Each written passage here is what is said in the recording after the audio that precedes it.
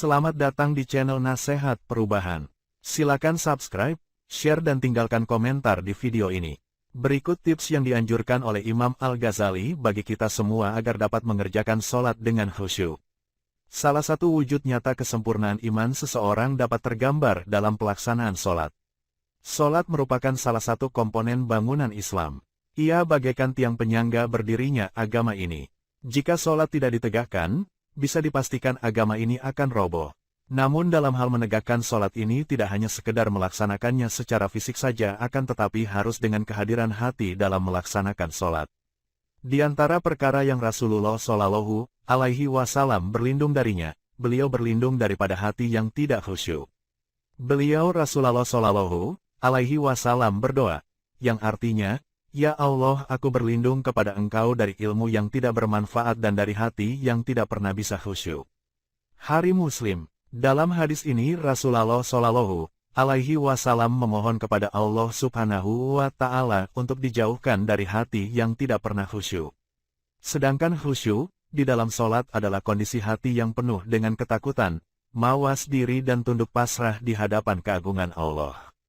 Kemudian semua itu membekas dalam gerak-gerik anggota badan yang penuh hikmat dan konsentrasi dalam sholat, bila perlu menangis dan memelas kepada Allah sehingga tak memperdulikan hal lain.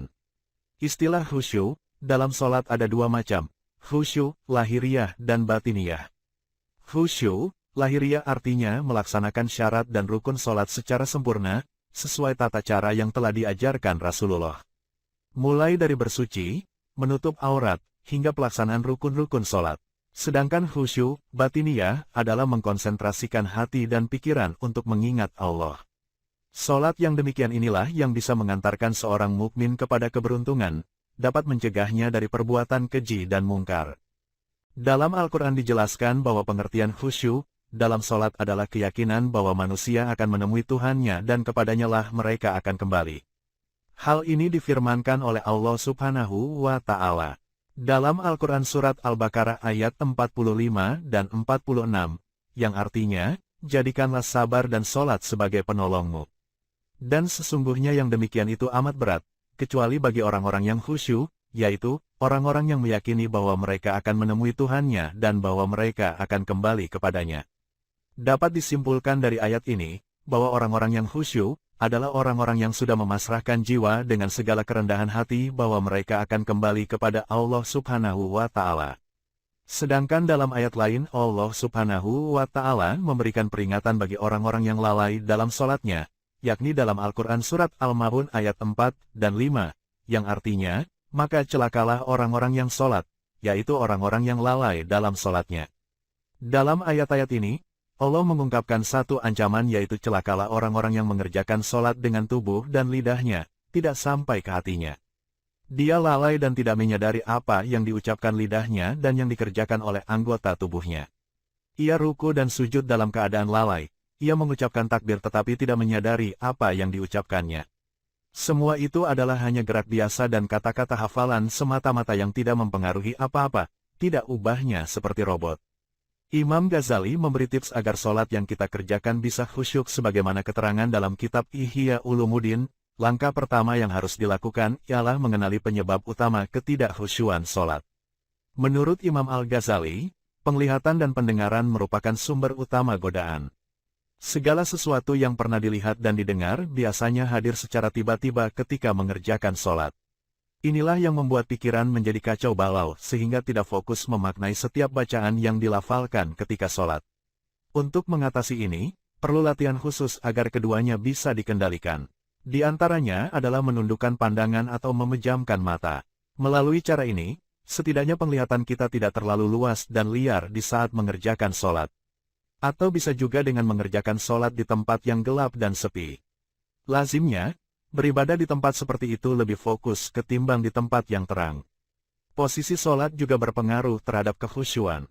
Imam Al-Ghazali menganjurkan para pemula yang sedang berlatih sholat dengan khusyuk, agar sholat di dekat dinding. Sebab dinding bisa menjadi penghalang mata untuk tidak melihat ke berbagai penjuru. Selain posisi, lokasi sholat juga mempengaruhi, sholat di tempat yang banyak ukiran, gambar, dan di atas sajadah yang memuat berbagai corak warna bisa mengurangi kefokusan hati. Sebab itu, Ruang sholat perlu ditata sebaik mungkin agar dapat membantu konsentrasi. Selanjutnya, Imam Ghazali menganjurkan untuk menghadirkan hati kita ketika sholat, membuang segala bisikan dan rasa was-was. Perhatikan kepada siapa engkau sedang menghadap dan bermunajat ketika sholat. Hendaknya kita malu untuk bermunajat kepada Tuhan dengan hati yang lalai dan dada yang penuh dengan bisikan dunia beserta bejatan syahwat. Marilah kita sadar bahwa Allah Subhanahu wa Ta'ala mengetahui semua yang tersembunyi di dalam diri kita dan melihat hati kita. Allah hanya menerima sholat kita sesuai dengan kadar kekhusyukan, ketundukan, dan ketawaduan kita. Dari tips yang dianjurkan oleh Imam Al-Ghazali tadi, maka ada beberapa hal yang perlu kita perhatikan untuk menggapai kekhusyuan dalam sholat, sebagai berikut. Pertama, menghadirkan hati. Menghadirkan hati merupakan sesuatu yang harus ada pada setiap umat muslim yang hendak melaksanakan sholat sehingga ia akan selalu tersadar dan tidak berpikiran hal yang ada di luar sholat. Kedua, tafahum atau memahami makna bacaan yang kita baca dalam sholat. Ketiga adalah haibah rasa takut namun hormat kepada Allah Subhanahu wa Ta'ala. Karena memiliki rasa takut terhadap Allah sangatlah penting, baik di dalam sholat maupun di luar sholat. Namun ketakutan terhadap Allah lebih kepada rasa hormat, sehingga sifat ini akan menghantarkan seorang manusia untuk lebih dekat kepada Rabb-Nya. Yang keempat adalah rasa malu. Rasa malulah yang menjadikan seorang hamba tidak akan berani melakukan sesuatu yang melanggar ketetapan Allah. Contohnya seperti ketika sholat di mana ia tidak akan berani jika hatinya justru tertambat kepada hal yang ada di luar sholat. Imam Ahmad pernah ditanya, apa amal yang paling utama di sisi Allah? Maka Imam Ahmad berkata, lihatlah ibadah yang paling benar-benar terasa di hatimu, maka itulah yang paling utama. Ketika kita sholat penuh kekhusyuan, kita benar-benar merasa takut kepada Allah di saat sholat kita dan kita berusaha untuk merasakan kenikmatan sholat itu, maka sholat itu benar-benar akan benar-benar mempengaruhi hati kita. Maka di saat itulah sholat akan memberikan kepada kita kekuatan untuk meninggalkan perkara yang keji dan mungkar. Allah berfirman, yang artinya, sesungguhnya sholat itu mencegah dari perbuatan keji dan mungkar. Qs Al-Ankabut 45.